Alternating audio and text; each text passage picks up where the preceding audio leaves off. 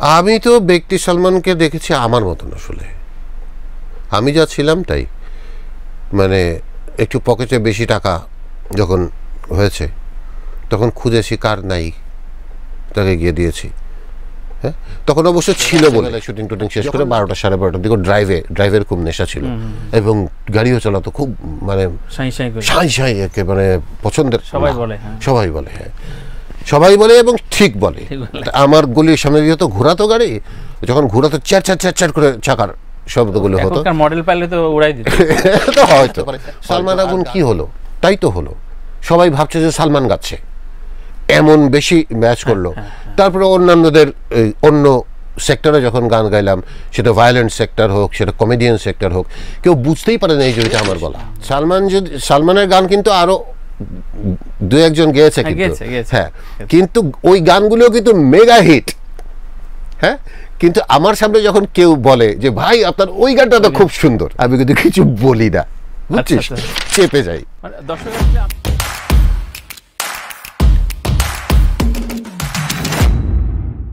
অবশ্যই আপনার এই যে ফিল্মি গলা তো আসলে অনেকের থাকে না, এটা খুবই গ্রামাটিক্যাল কথা, এটা সত্য।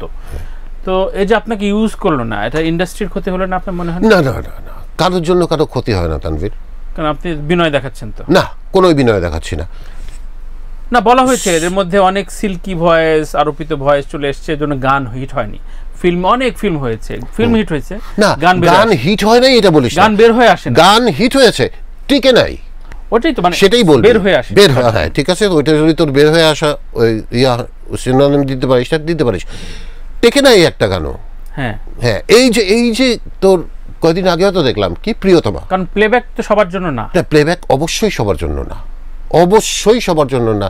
তার স্ক্রিন প্লে বুঝতে হবে, তার অভিনয় বুঝতে হবে যে এই লোকটার দ্বারা এইরকম, তো এমন এক শব্দ বের করে ওর গলার সাথে ম্যাচ করাতে হবে যে কেউ যেন না বুঝতে পারে সালমান আগুন কি হলো, তাই তো হলো, সবাই ভাবছে যে সালমান গাচ্ছে, এমন বেশি ম্যাচ করলো। তারপরে অন্যান্যদের অন্য সেক্টরে যখন গান গাইলাম, সেটা ভায়োলেন্ট সেক্টর হোক, সেটা কমেডিয়ান সেক্টর হোক, কেউ বুঝতেই পারে না এই যে ওইটা আমার গলা। হ্যাঁ, দ্যাট ইজ ইট। আচ্ছা, এমনিতে প্লেব্যাক সালমানের সাথে আপনার এই যে ডুয়েল বিষয়টা, এটা কি আপনি কাকতালীয় বুঝতেন না? কাকতালীয় বিষয় একটা না, তখন তো কিছুই জানি না। তখন আবি সালমান গান হয়ে গেল, ছবি গেছে মেগাহিট, ছবি মেগাহিট, যে কোনো ছবি মেগাহিট যাওয়ার পরে সেটা একটা রেশ থাকে। এই যেটা আমি তোরে বললাম যে এখন কতদিন হলো, 1 মাস মনে হয় হলো আমার জিঙ্গলটার 6 কোটি ভিউ, যেটা, তো এইটার কি একটা রেশ পড়বে না তোর? এটা একটা রেশ থাকবে না? এটা তো এমন না যে আসলো আর উড়ে গেল, বুঝিস না এই ব্যাপারটা? এক্স্যাক্টলি তাই। কিন্তু অনেকে তো ভিউখোর পৃথিবীতে অনেকে তো আবার মানে হারিয়েও যায়, সেটাই তো বলছি, এইটা হারায় নাকি আগে দেখ। আচ্ছা আচ্ছা, এইটা আরো কাজ জোর করবে, জোড়া লাগাবে আরো কাজ। অবশ্যই যারা যারা মুভি করছেন আমি বলবো যে এই মানুষটিকে ইউজ করা ইন্ডাস্ট্রির জন্য জরুরি, সত্যিকার অর্থেই। সালমান শাহর প্রসঙ্গ নিয়ে আপনার সাথে গল্প করবই, কিন্তু এই ছবি যখন গুলো হিট হয় তখন কি আপনারা রেকর্ডিংয়ে আপনারা দুজন বুঝতেন? হ্যাঁ, আমি তো সাডেন করি তখন। হ্যাঁ করতেন, আমি তো সাডেন রেকর্ডিং হয়ে গেল, এই গান লেগে যাবে এরকম কিছুই জানি না, কিচ্ছু জানি না, এবং লেগে যাওয়ার জন্য তো আসলে এই গান করি নাই। আলম চাচা ডেকেছে, আলম চাচা সুবর্ণ সুযোগ দিয়েছে আমাকে গান করার, সেই গান করেছি। সেই গান হিট কেমনে হয়, ফ্লপ কেমনে হয়, এটা তো আমি আর জানি না। আমরা জানি তখন অডিও সেক্টর, তখন বাচ্চু ভাইকে জানি আমরা, জেমস ভাইকে জানি আমরা। হ্যাঁ, তার মানে সালমান শাহ আপনি যে প্রসঙ্গ, তারপর যখন গানগুলো লেগে গেল, এরপরে একটার পর একটা হিট হচ্ছে, বুঝেছেন? নট অনলি কেয়ামত থেকে কেয়ামত, সালমানের আছে তোর কয়টা গান আছে, 40টা না কত জানি, এরকমই আছে। তার মধ্যে ম্যাক্সিমামই আমার গাওয়া। হ্যাঁ, যেগুলো আমার গাওয়া না সেগুলো শুনেও মানুষ বলছে এটা আগুনেরই গাওয়া। এটাই হচ্ছে রেশ। আচ্ছা, বুঝেছিস? সালমানের গান কিন্তু আরো 2-1 গেয়েছে, হ্যাঁ, কিন্তু ওই গানগুলো কিন্তু মেগা হিট। হ্যাঁ, কিন্তু আমার সামনে যখন কেউ বলে যে ভাই আপনার ওই গানটা তো খুব সুন্দর, আমি কিন্তু কিছু বলি না, বুঝছিস, চেপে যাই। দর্শক আসলে আপনাকে ভেবেই ওটা শুনে, এক্স্যাক্টলি। আপনি তখন ব্যান্ড করছেন, ব্যান্ডের একটা আলাদা ব্যাকরণ থাকে, আপনারা নিজস্ব প্রডিউস করতেছেন, ফিল্মের গান হিট হয়ে যাচ্ছে, অডিয়েন্স ফিল্মের গান চাচ্ছে, এটা তো রকস্টারদের জন্য অনেকে মেনে নিতে চায় না। আপনি কিভাবে সামলালেন? আমার আসলে কিছুই সামলাতে হয় নাই তানভীর। আমি প্রথম কথা হচ্ছে আমি মানে স্টেজে ফিল্মের গান গাইবো না এরকম না ব্যাপার আপনাদের কলিগদের ভিতরে ঘটেছে? না, আমাদের কলিগদের ভিতরে ঘটতে পারে। ও সেই কলিগ, হ্যাঁ, যে কলিগ তুই মিন করছিস সেই কলিগদের ব্যাপারে ঘটতে পারে, বিকজ তাদের ফিল্মের গানগুলো আর আমার ফিল্মের গানগুলো একটু ডিফারেন্ট। কেমন? আমার ফিল্মের গানগুলো কিন্তু একেবারেই তোর মানে একটা মডার্ন সঙের মতন, যেরকম বাবা বলেছিলেন নাম করবে, হ্যাঁ, পৃথিবীতে সুখ বলে যদি কিছু থেকে থাকে, একা আছি তো কি, ও আমার বন্ধু গো, আরো আরো এরকম এরকম যেগুলো আছে, এগুলো শুনলে কিন্তু তোর মনে হবে না যে এগুলো বাংলাদেশে বাজানো। ওকে, বাংলাদেশের কম্পোজিশন। সাডেনের সাথে ওই গান গাইলে আসলে সাডেন থেকে আমি তো তখন চলেই গেলাম, যখন প্লেব্যাক একেবারে মানে ফুল সুইং এ শুরু হয়ে গেল, তখন তো আমি সাডেন থেকে বেরিয়ে গেলাম। সালমান শাহকে বলে সবাই খুব অভিমানী, ইন্ট্রোভার্ট, নিজের দুঃখ খুব বেশি শেয়ার করতে না, দুঃখ পুষে পুষে কি ব্লাস্ট হয়ে নাকি চলে গেছে, নানা রকম মিথ আছে তাকে নিয়ে। খুব অল্প সময়ের ক্যারিয়ার খুব হিট দিয়েছে। এই জন্য আপনি কেমন দেখেছেন ব্যক্তি সালমানকে? আমি তো ব্যক্তি সালমানকে দেখেছি আমার মতন আসলে। আমি যা ছিলাম তাই, মানে একটু পকেটে বেশি টাকা যখন হয়েছে তখন খুঁজেছি কার নাই, তাকে গিয়ে দিয়েছি। হ্যাঁ, তখন অবশ্য ছিল বলে, যখন নাটকের পিরিয়ডটা গেছে আমার, তখন কিন্তু কাউকে এক কানা করিও দেয় নাই। না, তখন তো আপনি হিসেবি। তখন আমি হিসেবি, কারণ আমি নিজেই বিপদে। হ্যাঁ, কিন্তু ওই যেরকম বললাম, সালমান যেরকম এফডিসির গেটের মধ্যে যখন কেমত হয়ে কেমত হিট হয়ে গেছে, আরও ছবি টবি হচ্ছে, তখন গেটের দারোয়ানরা সালমানকে বলল যে ভাইজান আমাদের তো টিভি নাই। পরের দিন টিভি কিনে দিয়েছে, দেওয়া হয় সালমান।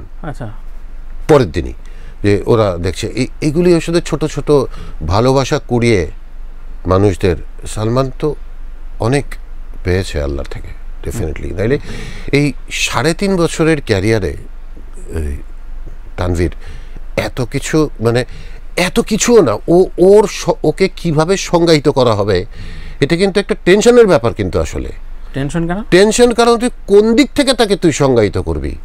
মাত্র 3.5 বছরের ক্যারিয়ারে অনেকে যদি বলে, অনেকে বলে তো যে সালমান আর এমন কি করেছে, আমি শুনি বলতে অনেককে কোট করেছে যে দ্রুত মারা গিয়ে ম্যাসিভ পপুলারিটি পেয়েছে, খুব ভালো ম্যাসিভ পপুলারিটি পেয়েছে, খুব ভালো। তারা যে যাই বলে, আরে ভাই আমার একটা কথা হচ্ছে, আপনারা কি সালমানের এই ভালোবাসাটা আপনাদের কপালে জুটেছে? সালমান তো 3.5 বছরে দেওয়া হয় 4 বছরে মরেই গেল, তা আপনাদের কপালে জুটলো না কেন ভাই? আপনারা তো অনেক দিন কাজ করলেন। আরেকটা দেখলাম, মানে একদম মেগাস্টার যদি বলা হয়, আরেকটা দেখলাম মান্না। হ্যাঁ, মানে আল্লাহ ঢেলে দিল একদম, কিভাবে জানি, এই দুইটা দেখলাম। এরা খুব কম সময়ে কাজ করলো। সালমান তো একেবারেই অন্য ব্যাপারে ফেলতে হবে ওকে। 3.5 বছরের করা কাজ, 29টা ছবি না, হ্যাঁ, ওই 28, 29টা ছবি দিয়ে সে বাঙালিদের মন জয় করে ফেলেছে, এবং 30 বছর পার হয়ে গেছে সেই গল্প বলছি, এখনো ওই গানের পপুলারিটি আরও বাড়ছে। হ্যাঁ, তো এটা তো নর্মাল, সালমানকে নর্মাল পাল্লায় ফেললে হবে না ভাই, হি ইজ গিফটেড। সালমান শাহর সাথে সেই সময় পরিচালকদের একই রকম সম্পর্ক যায়নি, নায়িকা মৌসুমী শাবনুরের সাথে একই রকম সম্পর্ক যায়নি, প্রডিউসারের সাথে সম্পর্ক একই রকম যায়নি। আগুনের সাথে সম্পর্ক কিভাবে? খুবই ভালো।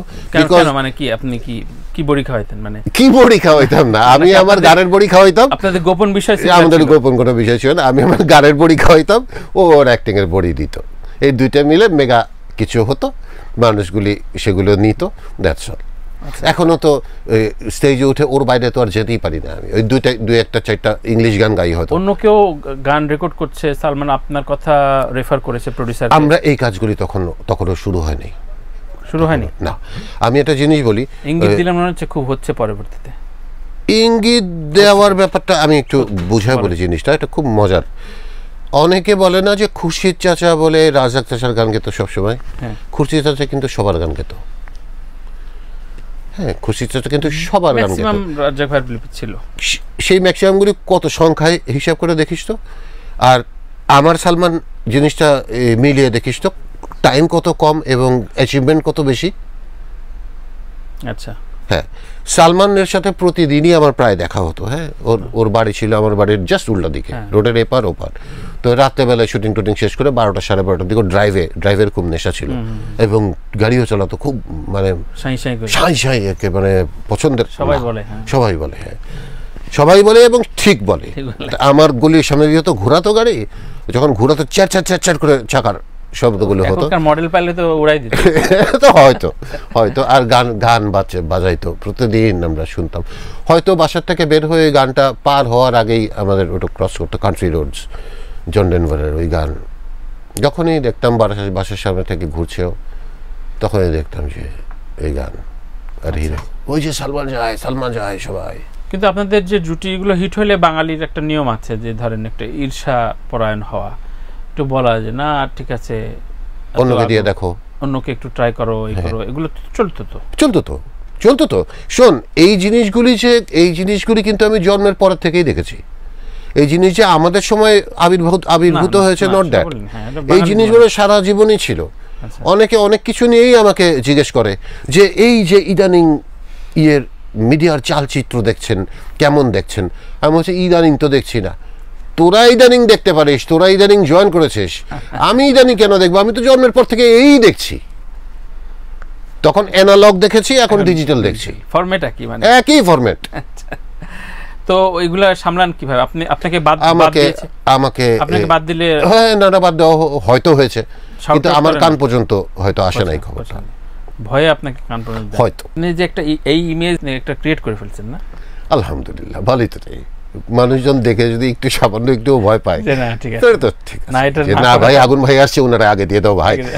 কিন্তু যেই মুহূর্তে বলে যে আগে দিয়ে দাও, তখন আমি আবার বাচ্চাগুলো বলি না শোনো, অনেকগুলি গো আহেড আগে কর যা, আমি তো আছি। কিন্তু আপনি তো মানুষের খুব সরল। চেষ্টা তো করি থাকতে। যখন কেউ বাধ্য করে, তখন আবার মাঝে মাঝে ওই একটা রূপ বাইর হয়, 8 মিলিয়নের মতো। সো আপনি এখন বেশ ভিউ গুনছেন আগুন ভাই? ভিউ তো গুনতেই হবে, এবং যারা বলে যে ভিউ দিয়ে কি গানের মূল্যায়ন করা যায় নাকি, আমি বলবো অবশ্যই ভিউ দিয়েই গানের মূল্যায়ন করতে, অবশ্যই। না ভিউ দিয়েই করতে হবে। কার গান কত ভিউ, এইটা আগে তো ক্যাসেট বিক্রি হতো বলে আমরা বুঝতে পারতাম যে এতগুলি ক্যাসেট বিক্রি হয়েছে। এখন ক্যাসেটও নাই, কিছুই নাই, তাহলে তো ভিউ দেখা ছাড়া তুই দেখবি কি? এখন এইটা হতে পারে যে কোন জনরা তোর গান শুনলো, সেই ভিউর উপরে, যে একটা মানুষের গান এত কোটি ভিউ, কিন্তু ওর গান কোনো ভদ্রলোক জানেই না। কিন্তু এমনও তো হয় বা হতে পারে, হয়েছে হয়তো আপনার খুব প্রিয় গান কিছু মানুষ শুনলই না। হ্যাঁ, এরকমের প্রচুর গান আছে, আমাদের এরকম প্রচুর গান আছে যেটা মানে আশা বেঁধে গান করেছি, কিছুই হয় নাই ওই গানের, কিচ্ছু হয় নাই। ওই কিয়ামত, আর ওই কিয়ামত থেকে কিয়ামত কিংবা অন্যান্য যেসব ছবির কথা বলছি, ওই সময় আসলে মাথার মধ্যে এগুলো ছিল না। তানভীর যে হিট করতে হবে, এই করতে হবে, গান গাই, কিছু টাকা পয়সা পাই, চলে যাচ্ছে সব।